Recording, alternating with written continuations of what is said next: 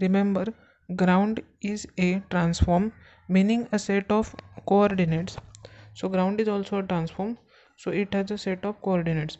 By dropping an empty game object into here, we are now telling our script to set those coordinates to be those attached to check ground.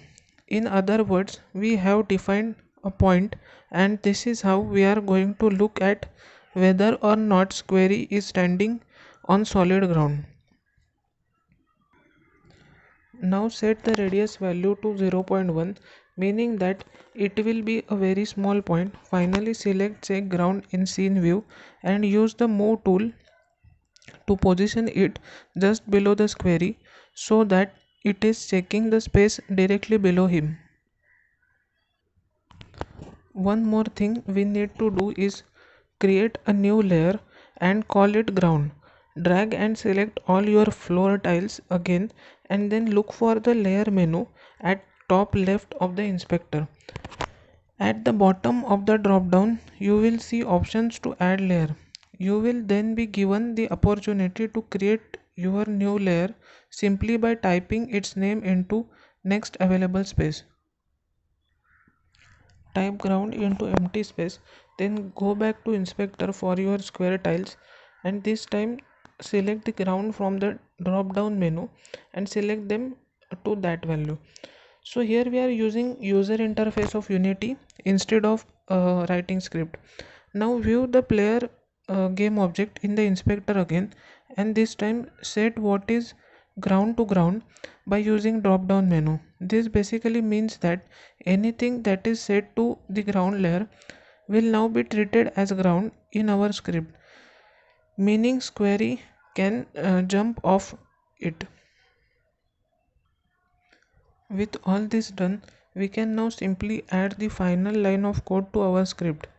If input dot get key, now key code dot space and on ground rb velocity is equal to new vector 2 rb velocity dot x comma 5. Now hit play and you will find that query can jump but only if he is on solid ground. This means he will not be able to jump continuously in the air, and it means that in chapter 5 we can start introducing some actual performing challenges. A little bit of further explanation, that means in chapter 5 we will discuss about it more. You may still be a little confused that what has actually happened here. Let us recap what is going on. The key is this line which we have placed in our fixed update function.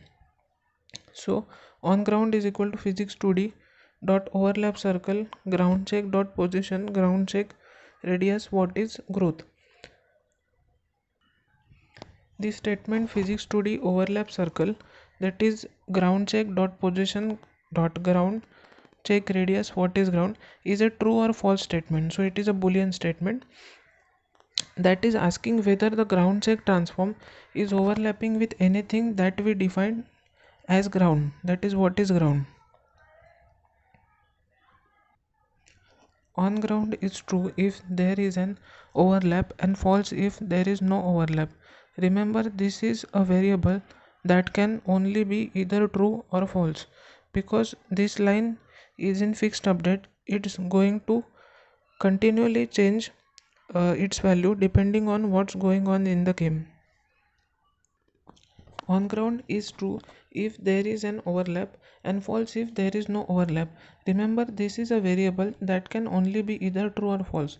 Because this line is in the fixed update, it's going to continually change its value depending on what is going on in the game.